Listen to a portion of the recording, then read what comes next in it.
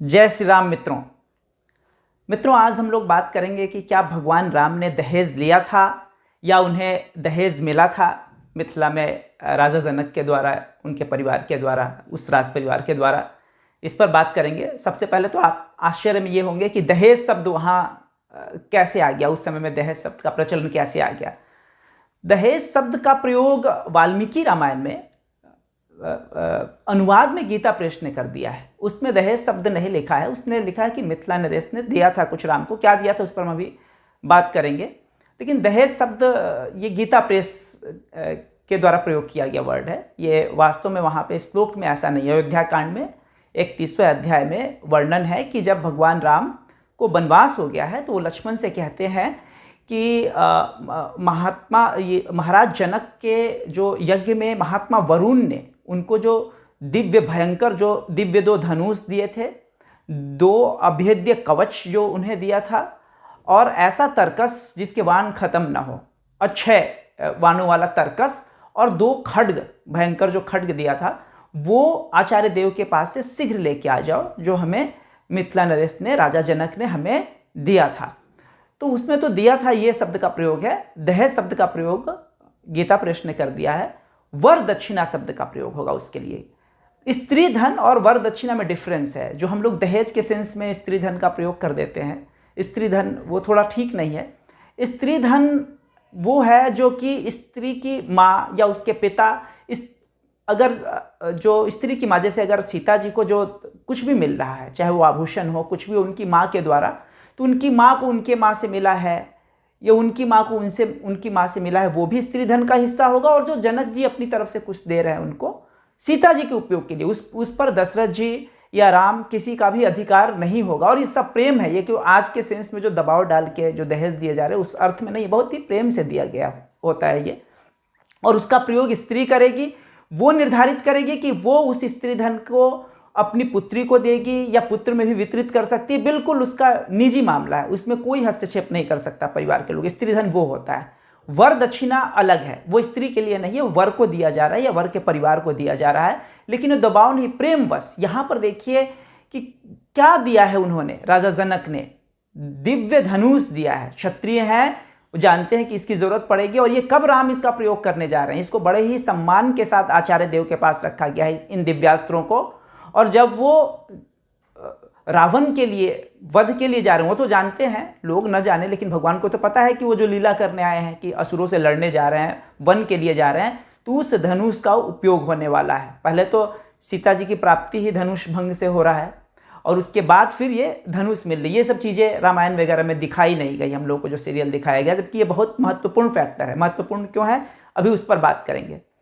तो जो ये धनुष आयुध, उसको आयुध कह रहे हैं उस समय, वो जो भगवान राम को मिला है वो वर दक्षिणा के रूप में मिला है। वर को कुछ दे रहे हैं, और वर को क्या दे रहे हैं, कोई प्रॉपर्टी नहीं दे रहे हैं, कोई राज नहीं दे रहे हैं वो जनक वहाँ का, वो दे रहे हैं तो अस्त्र शस्त्र दे रहे हैं।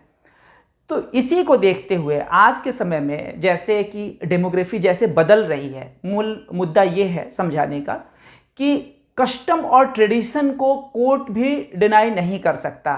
आप ऐसे शस्त्र जो धारदार हैं इसको रख नहीं सकते हैं घर में, आप पे क्रिमिनल ऑफेंस लग जाएगा। तो ऐसी, जबकि सिख जो हैं वो अपने धर्म के नाम पे कि हमारे धर्म में ऐसा है, वो रख सकते हैं। ऐसे जिसके किसी कस्टम और ट्रेडिशन में लंबे समय से, सैकड़ों सालों से अगर कोई उनके प्रथा परंपराओं में विकसित हुआ है कोई चीज़, तो कोर्ट उसको जो है, अगर वो अनैतिक नहीं है तो वो उसको जारी रखता है। कोर्ट भी उसको बदल नहीं सकता अगर परंपरा और प्रथा अनैतिक ना हो, अगर कुछ रखने का। तो हिंदुओं को तो जो सनातनी है उनसे तो सब कुछ छीन लिया गया है। हम भगवान राम के वर दक्षिणा का उदाहरण देके, ये हमारे कस्टम ट्रेडिशन की बात है कि कम से कम पहले क्षत्रिय जो हैं वो विवाह में, चाहे वो ससुर के द्वारा उनको अस्त्र शस्त्र देने, तलवार देने के लिए का जो है सिस्टम फिर से जागृत करे। पहले से है, कोई नया ट्रेडिशन नहीं। नया करेंगे तो कोर्ट ऑब्जेक्शन कर देगा, कोई नया ट्रेडिशन नहीं, जो राम से है। और कई जगह ऐसा होगा भी, उनको पता नहीं होगा क्यों है, लेकिन कई जगह क्षत्रियों में, राजस्थान में तलवार वगैरह देने की प्रथा है। लेकिन सब में पहले तो क्षत्रियों में विकसित हो, उसके बाद पूरे सनातन धर्म में, क्योंकि राम सबके पिता हैं और जो वो लोग करके गए हैं हमें भी वही करना है। हमें अपनी सुरक्षा के लिए, देखिए भगवान राम सब जगह तलवार नहीं चला रहे हैं, लेकिन जब उनको जब मुसीबत जान रहे हैं कि बड़ा ही भयावह जंगल कोई खेल नहीं, आज हम लोग के लिए टूरिस्ट स्पोर्ट हो जा रहा है, जंगल हो या तीर्थ जो है, पहले बड़े दुरूह हुआ करते थे। चैतन्य, मैं हरिहरनाथ से मुक्तिनाथ की यात्रा कर चुका हूँ नेपाल में, और बड़ा आसानी से 8-10 दिन में हम लोग करके चले आ गए। जबकि चैतन्य महाप्रभु कृष्ण के इतने बड़े भक्त हैं, इतना महत्वपूर्ण ये यात्रा है, ऐसा मानते हैं मुक्तिनाथ में भगवान विष्णु का सर है और हरिहरनाथ में पाँव है, इतना विस्तृत है वो कई 100 किलोमीटर में। लेकिन जब चैतन्य महाप्रभु जैसा इतने कृष्ण का अवतार जिनको कहते हैं, वो गए थे आधी रास्ते से, वो लौट आए थे, इतना दूर था वो कर नहीं पाए, उनका शरीर जो है अस्वस्थ हो गया था। वो यात्रा हम लोग आज के समय आसानी से कर ले रहे हैं, लेकिन आसानी से जो चीज़ें हो जा रही हैं तो टूरिस्ट स्पोर्ट की तरह डेवलप कर दे रहे हैं, वो ठीक नहीं है। तो हम जो आयुध की बात कर रहे हैं कि परंपरा से, कस्टम से जो भगवान राम लक्ष्मण को जो अगर इस तरीके के दहेज में या वरदक्षिणा में जो कुछ मिल रहा है, हम भी पहले क्षत्रियों में कम से कम हो, फिर दूसरी जाति में दूसरे लोग भी इसको जो है ट्रेडिशन, और केवल ससुर ही क्यों दे, गिफ्ट में भी हम जाएं तो फूल और माला देने की जगह अच्छी तलवार दें।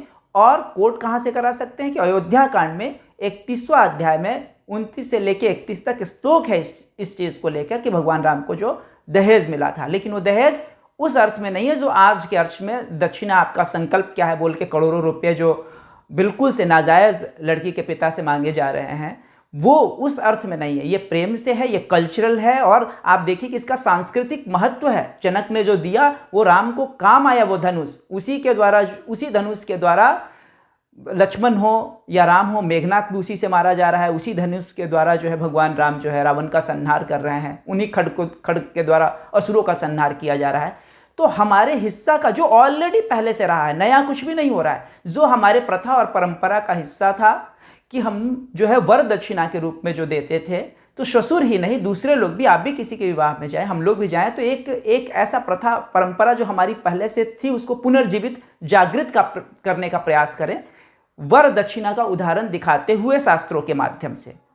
तो मैं उम्मीद करता हूं कि मैं जो कहना चाह रहा हूं, ये जो मैसेज देना चाह रहा हूं वो आप लोग तक पहुंच गया है। तो हम अपनी उन परंपराओं को जिसको छोड़ चुके हैं उसको फिर से लौटने की कोशिश करें। आप घर लौट चले जो कहते हैं कि फिर से पुरानी ओर चल पाएँ, वरना इस डेमोग्राफी को, शहरों में तो ज़रूरत नहीं भी है कि अस्त्र शस्त्र रखे, लेकिन जो गांव के जो जगह है जहाँ जहाँ से मुझे फ़ोन आती है, कई जगह से बातें होती हैं जहाँ डेमोग्राफी बिल्कुल बदल गया है, वहाँ कोई कानून और पुलिस सिस्टम जिसकी जनसंख्या ज़्यादा है उसके हक में सारी बातें हो जाती हैं। काउंसिलर उनका वो उनकी कम्युनिटी से बनेगा पर्टिकुलर, फिर उसके सांसद बिल्कुल वो उनके लिए लॉयल रहते हैं, वहाँ पुलिस भी जाएगी तो उनके फेवर में बात करेगी। ऐसे कंडीशन में आपको अपनी सुरक्षा के लिए हर चीज़ के लिए सरकार पे डिपेंड नहीं हो सकते, प्रशासन पे नहीं। ठीक है, प्रशासन है, सरकार है, कोर्ट है, लेकिन अपनी सुरक्षा के लिए जो आपकी प्रथा परंपरा में शस्त्र रखने का जो प्रचलन है उसको रखें, और उसका आधार वाल्मीकि रामायण,